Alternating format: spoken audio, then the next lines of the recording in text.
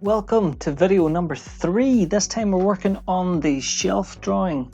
If you look at my computer here, you will see that I've already got one shelf drawn and I've got it, half of them assembled, but I'm going to run you through how to draw the shelf very quickly. I've got one shelf empty here, so I'll show you how to assemble it into place. I'll put it on the right hand side just to make sure that you're still up to speed with what I'm doing, and then that'll be pretty much the end of this video. After that, we're going to look at making the door in the next video. Okay, so let's get stuck into making this shelf. So I use a 2-point center rectangle,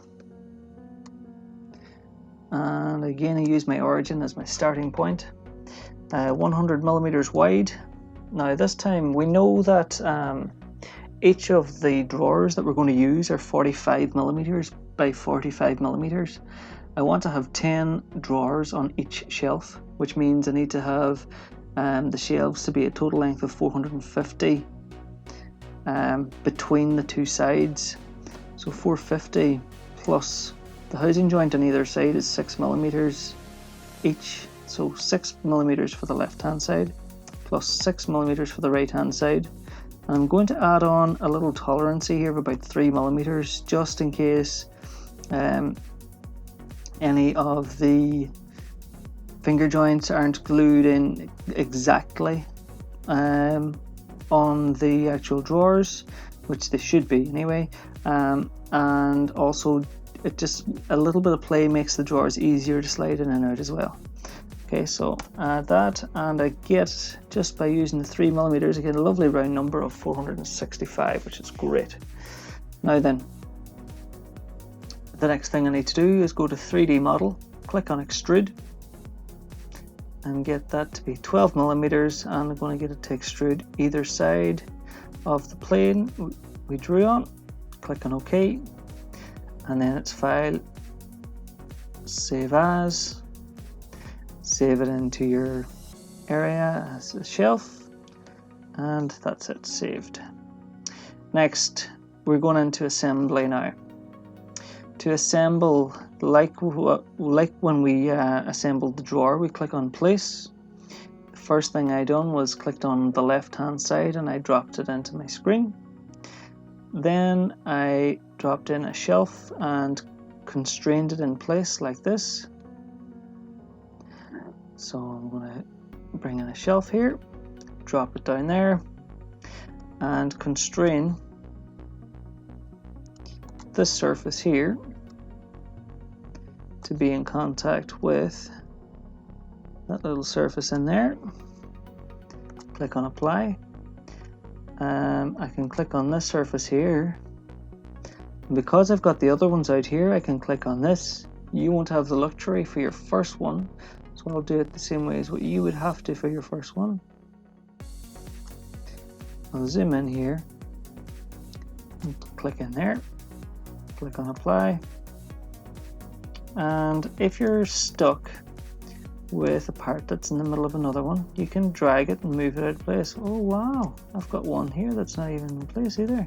Brilliant, we've got 2 to work with. Now then, we'll click on constrain here.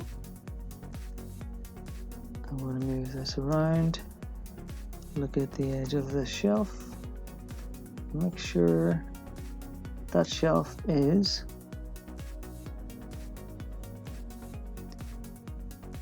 touching in there, that it's coincident, that's fine. Click on apply. Now for this one, I can click on constrain, click on this surface, and because I've got the other ones in, I should be able to click that and flush, apply, and that one should not move. Brilliant.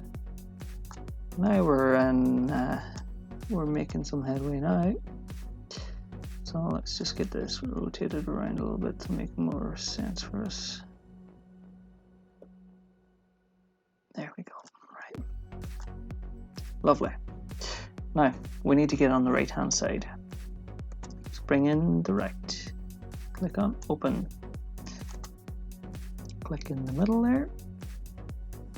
Now immediately I know that, well, first of all I want it to be level. So I want that surface and that surface there to be at the same level or flush, like that. Click on apply. I'm going to want to have that joint in there in contact with that joint there, and coincident, and click on apply. And now I know it's not fully constrained because, just click cancel there, right? Because if I can drag a part and it's actually moving around and not where it's supposed to be, then it's not fully constrained. So I can click on constrain and say that that part there is supposed to be flush with that at all times. Click on apply, close that down again and try and drag it now, and it's not going to move. Okay, I'm hoping that this is starting to make sense to you now. So let's have a look and see what we've got so far. We've got a slot with an opening which runs the whole way up and around the top and back down the front, down here,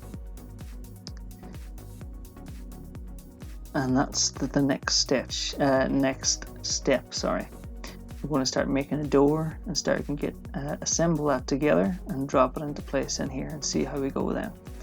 Okay, cool. I'll see you for the next video.